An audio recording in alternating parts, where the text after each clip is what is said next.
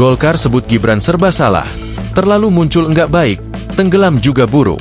Sekretaris Jenderal Partai Golkar Muhammad Sarmuji menilai, Wakil Presiden Gibran Rakabuming Raka kerap menghadapi posisi serba salah dalam menempatkan dirinya di panggung politik. Hal ini disampaikan Sarmuji merespons video monolog yang dibuat Gibran dalam beberapa waktu terakhir yang dianggap sebagai upaya untuk mencuri perhatian. Jadi wakil itu kadang serba salah. Wakil apa saja, baik wakil presiden, wakil gubernur, wakil bupati, dan lain-lain. Terlalu maju salah, ketinggalan juga salah, terlalu muncul juga nggak baik, tenggelam sama sekali juga buruk, kata Sarmuji saat dihubungi, Rabu, 23 April 2025. Kendati demikian, Sarmuji menilai Presiden Prabowo Subianto tidak membatasi peran yang diemban oleh Gibran. Untungnya Pak Prabowo orangnya juga nggak ribet dan enggak baper. Enggak membatasi peran wapresnya. Jadi wapres Gibran bisa ambil peran sesuai porsinya, ujar dia. Sarmuji pun membantah anggapan bahwa video monolog Gibran dibuat dalam rangka menjaga eksistensi menghadapi pemilihan presiden 2029.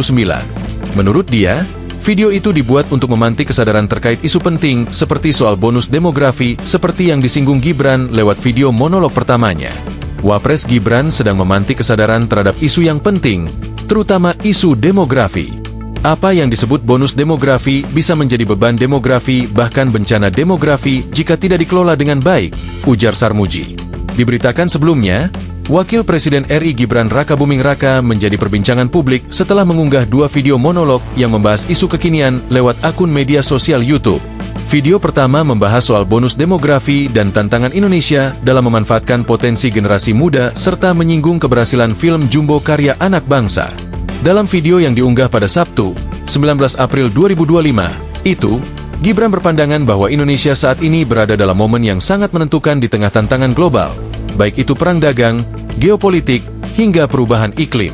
3 hari berselang, pada Selasa, 22 April 2025, Gibran mengunggah video monolog keduanya yang mengangkat soal kebanggaan atas pencapaian timnas Indonesia yang berhasil lolos Piala Dunia U17.